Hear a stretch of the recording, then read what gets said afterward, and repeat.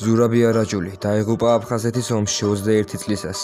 მან საომარი მოქმედების დროს ქვეყნის ერთიანობის დასაცავად 20-ზე მეტი წარმატებული საბრძოლო გაფრენა განახორციელა. ზურაბი არაჯული 1993 წლის 13 ივლისს სულ 25-ით გაფრინდა. ქართველმა ფრინავმა სოფელ შრომასთან მთლიანად გაანადგურა მტრის სამხედრო კოლონა. აეროდრომზე დაბრუნებულს კვლავ მოუხდა უკან დაბრუნება, სადაც ქართველმა მოიერიშეებამ მტერზე მორიგი წარმატებული შეტევა განახორციელეს. თუმცა მოწინააღმდეგემ მისი ჩამოგდება შეძლო.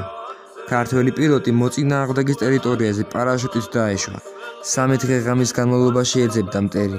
საბოლოოდ გუმისთის ტყეში მოწინააღმდეგემ ზურაბი ალყაში მოაქცია. მას დანებება შესთავაზეს და დაჰპირდნენ, რომ მოგვიანებით ტყვედ გაცვლიდნენ. თუმცა ის მტერს ცოცხალი არ დანებდა. დევართაგან 2 მოკლა, 1 კი დაჭრა. აი ასეთები არიან ჭეშმარიტი ქართველები. იამაყე შენი ეროვნებით.